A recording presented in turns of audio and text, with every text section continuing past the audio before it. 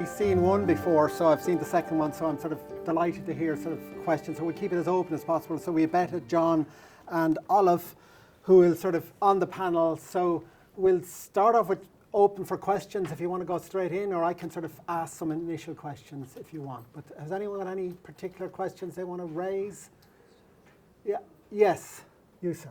The need for land, for food production, Yeah. for forestry, for housing. Huge conflicts exist. Has anybody got any? And repeat the question Yeah, so that it's on. The need for land, and I just need to say as well, I'm working on an oral history of farming in the Midlands, so I'm interviewing a lot of farmers, and I've interviewed them about forestry, so I'm quite interested in this topic as well. So this need for land, and most of my farmers would say forestry. Only if you have marginal land would you put forestry in. You wouldn't put it on good land, that's what they would say. So our forester, Olive, can you respond to that? I need to go. So I'm not a forester, I'm a forest owner. A forest owner. There's a big difference, yeah. No, and because a forester is someone who's qualified to study forestry. But I'm a forest owner and I represent forest owners at a national level. But I also work for an organisation called Pro Silva Ireland, and that's all about promoting a sustainable form of forest management called continuous cover forestry. So I kind of wear two hats. But I grew up on a farm, a dairy farm. Would have been one of the bigger dairy farms in Westmeath, where I was from when I was a child. And my parents, we had the main farm and an out farm, and my parents made the decision to put a lot of the out farm into forestry in 2001. And I had never been in it. I went off to London, worked as an editor there, and hadn't stepped in it, and then I came back, fell in love with the place and got into forestry that way. So that's kind of a little bit of background. The need for land, that's one of the biggest issues, is how can we fit everything in? I don't think there is an answer. Like, we're on an island, it's a finite thing, but I do think agriculture, there's a lot of agriculture that is not efficient, that is not returning and not giving a return for farmers. I mean, outside of dairy, forestry is actually the next best return of income after dairy. Beef and sheep, I think the average income is €17,000 per annum. Most farmers in the beef and sheep sector are working a second job to keep it sustainable. But I think what we need to do if we want to integrate more forestry into it is try and build a forest culture, so that actually those of us who have forests and work in forestry are seen as being part of agriculture. At the moment, we're this kind of weird silo off to the side, kind of when you put your farm or part of your farm into forestry, you're abandoning farming, you're not a farmer anymore. And I think that whole thing about the identity of forest owners and kind of a culture around forestry is a really important thing to build, to try and improve that, so that you are, so for me it's the best gift, because I can still be a custodian of the land that was passed down my family for generations. And I'm not interested in raising animals, so it's a way for me to continue that. So I think it's about that kind of changing our perception of what forestry is or what it can be, and that you are still part of the practice of land production and land management. Just pass on to John, but just before I sort of pass to John, there is a statistic that the cover of forestry in Ireland has gone down drastically. So we're way under what we used to be. So the fact that there's tension between land in farming and forestry is a little bit rich in some respects because of the amount of land that's been lost to forestry. So just that's a fact. It's a statistic of... Sorry? The statistic you're talking about, since when has it gone down? The research I've looked at for the last 20 years or more, it's been a real fall off. But dieback is a key issue on that. John, if you want to pick up on that. Well, we had a very interesting talk this morning from Owen Dalton, and his story is a fascinating story, but he was very critical of government policy. And yet what I took away from your film was that there was a sense of empowerment, and that the ordinary person could become a forester. So I'd like to get your perspective on that. I mean, what is the situation? Is it Is it as bad as Owen said, in your view, or has there been an improvement in policy? I didn't hear Owen's talk, but I know Owen, I know kind of his thing. There has been a huge investment in forestry. We've gone from, at the turn of the century, 1% forest cover to 11.6% forest cover. And yes, ash has removed trees from that, but that all has to, by law, be replanted. So that will remain in forestry. So there actually hasn't been a decrease in the percentage of land that is forested. The age profile is changing because of the ash dieback. The policies, I think, they worked really well. So that was in the 90s, start of the 2000s. We saw this huge increase in planting, up to 20,000 hectares a year. And that was predominantly by farmers planting, as you'd say, marginal land. And that's why we've seen this huge increase in forestry. And that has tailed off now in the amount of new land going into forestry. So for me, I don't think just like increasing premiums and making it more attractive is helping. The regulation of anything is putting people away. It's become more and more difficult to just get a permission to plant. Do you know what land you can be planted, what you can plant on it? And I think that's turning farmers away from it. But I think that that's down to a lack of education around what forestry is and the different options that are out there for forestry. Like, we know of a model of forestry in this country that is sickness-proof monoculture, 35-year rotation, cash in. That's the model, and it worked really well for a long time, but that's not delivering what we need from our forests. But there's no education, particularly, there's no education in schools. Even if you do ag science, there's no forestry in ag science. There's no forestry taught in any, unless you go to do a degree in forestry. There's no forestry anywhere else. There's no, in any of the farming training, any of the farm advisors, no one talks about forestry. And I think that if we can address that education piece, we could really change how forestry trees can be integrated into farms to make the whole thing more sustainable.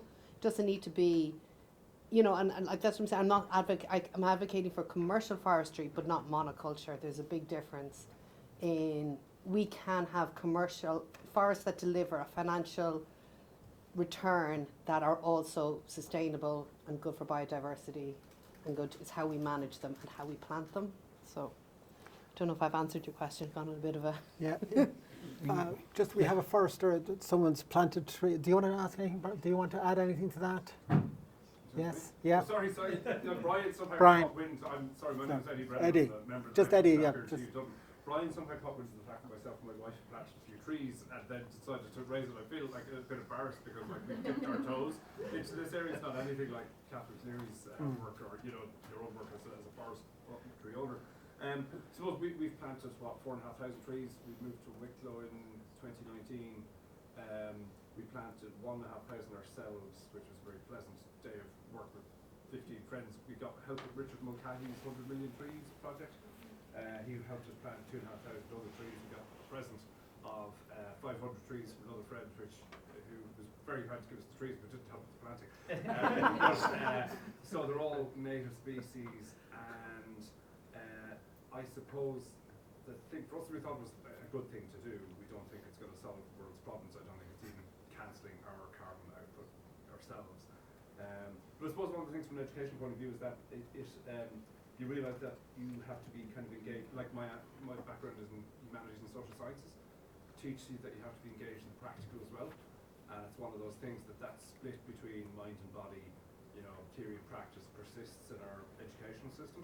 And I think it's also something about storytelling. And I love the two films, thanks very much. And one of the things I liked was the suggestion that we alternative values, that it's not about the standard rat race model of success, that there's different values that we need to look to. And so I think that maybe part of the thing we'd like to do where we are is to explore converting part of what's planted into like a mini food forest, but also to sort of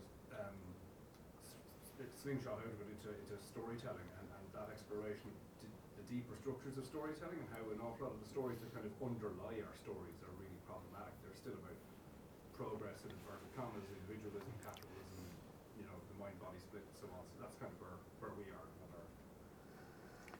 Just picking up on the storytelling aspect, Beta, how do you think you've represented trees? I mean, in environmental communication, we talk about biophilia, the love of nature, and we need to instill that in narratives. So I'm thinking of Avatar and Home Tree. So how do you think the trees, you know, trees are beautiful. I think no one dishes trees, I'm sure. We all love trees. So That's not true, you know. But there's I'm some telling you, no. A lot of people, as that film showed, there are some people who are, and it's a very Irish thing, some people are suspicious of trees. They don't like them. I'm telling you. They said trees would take away from people, so farmers will not like them because if they feel they're not giving jobs or it's too long, they're just left for 30 years or whatever. So in the aesthetics of representing trees, what were you doing in your film? Did you think you sort of addressed that in a different way, or are you playing the usual romantic trope of representing trees that are just, they're beautiful? So like who am I? Yeah, in as a relation filmmaker, to the trees? in relation to the trees. So if the question is pointed to the poem that was yes. connected and that the tree was saying, so when I was working on the story of the film, of course the obvious level is the hero journey of Catherine, who buys land. People don't believe that she can do it, and then she does it. And I wanted somebody to introduce the land, that introduce Roscommon. So if this was screened anywhere in the world, hopefully it will be, like what is the land like? I wanted somebody to speak on that. But the farmer they bought the farm of is no longer living, no longer alive, and I didn't really want to speak to local people who perhaps have completely different relation or didn't have any relation to the film. So I thought it would be interesting to give a voice to the old tree on the farm, and I had no idea how I was going to do it, so I just spoke about it with many people, and I was hoping that it will somehow materialize. I was not sure how to give a tree a voice, and then somebody told me about Kerry Doherty, who is this beautiful writer in County Clare, and I got her Cacophony of Bone, which is absolutely stunning book, and I was listening to it in Audible, and I was thinking that almost every sentence could be just excerpt and put into the film, because it was very authentic to what I wanted to create in a voice of the tree. So so I would say that was the reason to introduce the land and introduce the tradition. There was no intention to romanticize it, because I know, and I think you could see it in the film, it's really hard work, and farming is hard work, and forestry is hard work. And then I think it goes back to your first question, to the conflict. The conflict, I think, and I'm not qualified, I'm only a filmmaker, but to me the conflict is the conflict of the system, which is completely broken, and at the end of the system is the cheap food. Farmers, they need to make money because they need to feed their families, just like we need to feed our families and pay mortgages. So they very often are trying to, like Keith Brennan, the farmer, was saying, we need to utilize every single piece of land that we have. My understanding is that the law in Ireland is that once you plant trees on a land, it can never go back to agriculture land. So in a way, the land is lost, and if there are generations ahead who would like to I don't know, start grazing it, they can't, because there are trees that have to be there by law now. So that, I think, is really cruel. It's completely taking the power away of the owner. So when you think about the farmer who needs to feed his family, who once he plants trees, he can't go back to farming. I think there is so many regulations and so many new, constantly new policies. There are grants, but they are not great. And then there is so much imported cheap food. I think it's difficult for farmers. And I would definitely be the first one to go and plant trees, and but I know that it's not easy to just parade in the country and say, you should plant more trees, because we need it. We absolutely need it. We are nature. We are coming from nature, and if we don't have trees, we are gone. We can't exist without nature. So but the system is broken, and it's the capitalist system that is broken. Yeah, we have some questions here. Yeah, sorry. Yeah, Karin Dubsky from Coastwatch, but my name Duke means oak.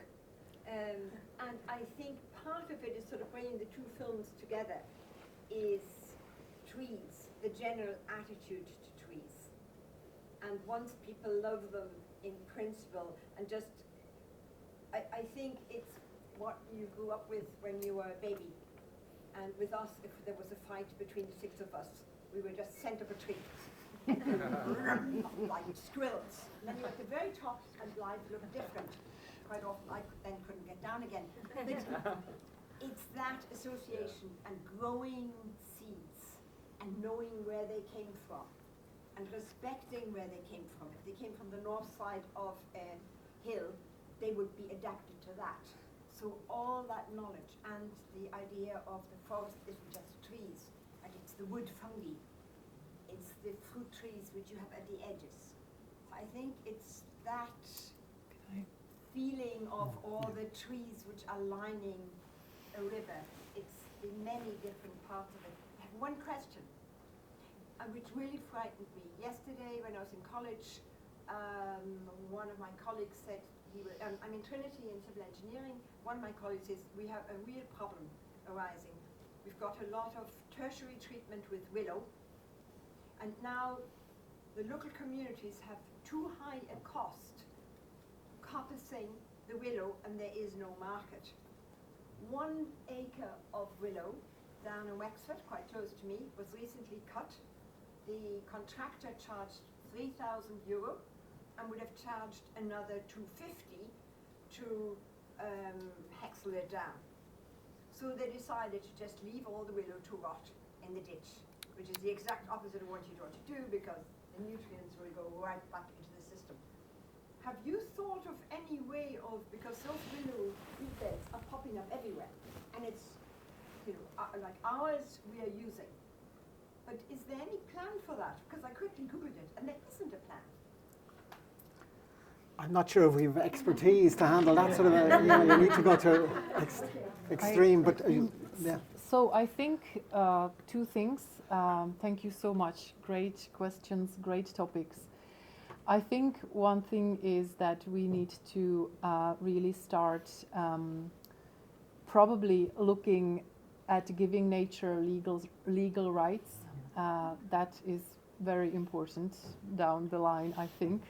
Not sure. Yeah, that's yeah. And one more thing. No, I'm not trying to stop you. I'm just not. Go on ahead. Education, and that was in John's film as well. The bit where the two girls were saying that they don't speak about it, about the river at school.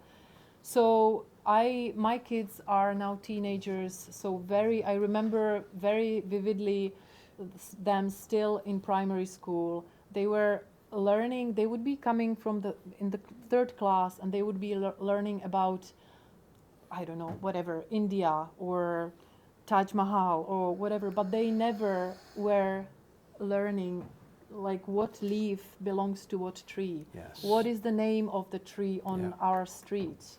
Yes. And that is something that is, I think, very simple thing to fix in the school curriculum that can be fixed tomorrow, really, when people just meet up and say, okay, let's replace the something that kids can learn later with something that's around education about their environment and where they're growing up. Yeah, Tom. I mean, I couldn't agree more. I mean, my experience, and I want to challenge the idea that all people love trees, because I was a public representative for 20 years, and you would be surprised the number of requests I got for getting rid of trees, because they're seen as a nuisance by a lot of people. They cause shade, which people don't like, block out the sun. They cause leaves coming into their in winter time, and they're considered dangerous by a lot of people. And also, as part of the Irish psyche, they're associated with the big house. You know, now you'll notice when Irish people build their houses, very often, and we have a lot of bungalows in this country, very seldom do they actually put trees down, right? It's just left very bare. So I'm not sure, and I think BETA is right. See you, Karen. Good luck. No one. We've got to get people young, and we've got to start telling them about how the value of nature, the value of trees. We have Green Schools initiative, but we need to bump it up. We need to get the kids really enraptured by nature. There is an educational assertion that primary education is good for nature because they have more time with the curriculum. Once you go to secondary, it's points, it's driven by an agenda, so it loses that. And in third level, who knows whether our kids are in love with nature. But we have some students here that would be able to respond to that. Yeah. So just a question in relation to the reason we are here today, obviously, is the Green Week. And as far as I know, this is my second time watching BETA's documentary. It's amazing. I actually watched it the first time in TU Dublin in Angel Street.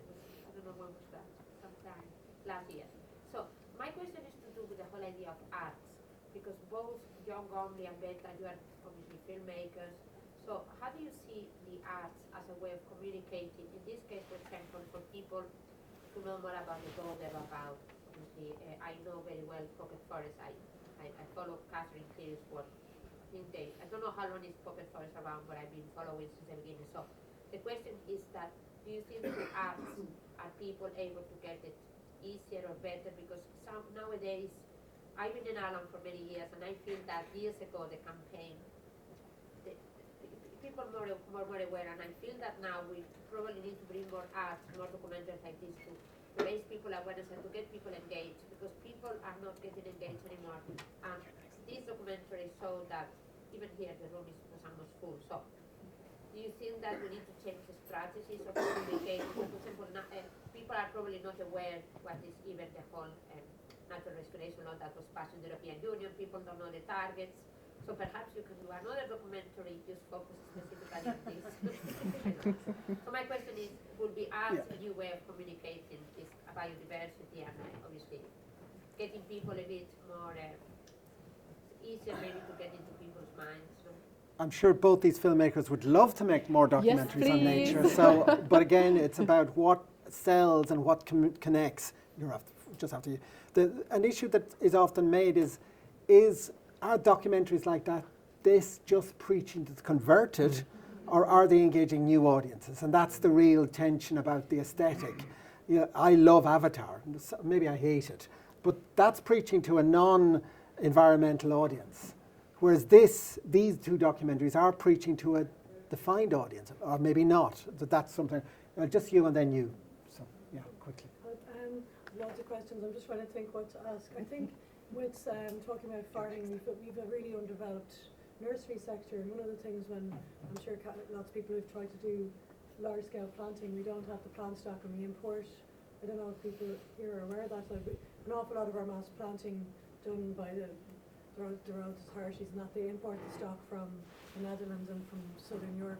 So I think, in terms of farming, we kind of are missing, maybe in this country, the idea that people could be farming trees in terms of growing the actual tree stock from seed, from cutting, however it might be. We've got nurseries, very small nurseries in this country. We don't have, as far as I know, nurseries that have the capacity. I'm really curious how Catherine got so many trees, and they're all coming in those black bags. And there's a group in England they call the Fellowship of the Trees.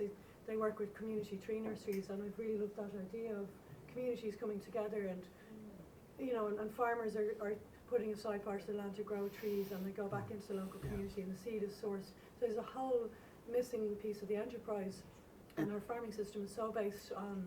We have this thing that it's a dichotomy, but I listen to Farming for Nature lectures, and it's like this awakening in their mind. They realise the only people benefiting from our farming model is the big agri co-ops, the big agri producers, and the chemical industry that are selling the fertilisers. They are the only ones profiting. Our checks from Europe, we may as well just write them straight to the nearest phosphorus mine and the nearest nitrogen factory. You know, they're the only ones benefiting So from our farming question system. on seeds. So on seed nurseries, and that kind of farming. Just is there any Yeah, quick? so there are 3 big nurseries, None So Hardy and then 2 in Quilcha.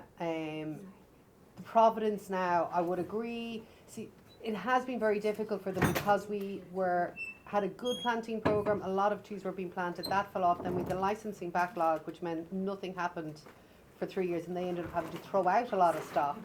Now, with the wind blow, they're going to have to suddenly try and ramp up 3 times as much as what they were planning, and you can't just grow trees overnight. So there is this difficulty of trying to balance that flow within those 3 big nurseries. There are smaller indigenous, kind of looking at native Providence seed source. Home Tree, they've expanded their native tree. There's one in Wicklow and there's one in Cork. Kind of that kind of smaller ones, yeah. So it is very, very difficult. But again, because there isn't a consistency of planting, it's very difficult to build a business model that will sustain a new nursery. Do you know what I'm saying? Because we haven't got a... Just hold on. Can you go on? Sorry, you didn't make sense. Why is it difficult to sustain that model? Because we're not planting consistently. We only planted 1,500 hectares of forestry last year, which is tiny. Just other questions? John? I just want to get a drink of water. Okay. In my throat. If you don't mind, Go on. Nathan. You Do you have a sure? question? Yeah. Sure. Who in this room is a farmer? I'm in a farming collective. Like, I mean a proper farmer, like, you know, out there, you and I, and we're both from Westmead. Right, like... Question, you know what please. Westmead's sorry? Question. Question is, I do think we are romanticising, and leaving Westmead in the morning to come and do... I'm a farmer, I work at one of the universities in Dublin, I'm an artist, socially engaged environmental artist, and to be provocative here, and I know this is like, you know, is there perhaps this like colonial aspect to that model that Kathleen Cleary is doing? And I have a problem with, I feel, you know, being an artist, and I'm not doing bad yet, but showing a farmer in the work clothes, you know, with the hat, and I look like that when I'm on the farm, but I'm fed up of that cliche Irish farmer, and if you're in Westmead, like I am, what does Westmead look like after that storm? How much have you lost in that storm through trees falling on your land? And do you know what? Our neighbours are really not liking us because we're the only people who are not at the moment cutting every tree by the road. And as the lady said with the willow, you know, if you know how expensive it is to cut willow, you're welcome to come and see these 200-year-old beech trees that we have to deal now with, and no one is giving us a penny. And you know, really, everyone, please be careful. You know, summertime lying in a field. Let's see the mud.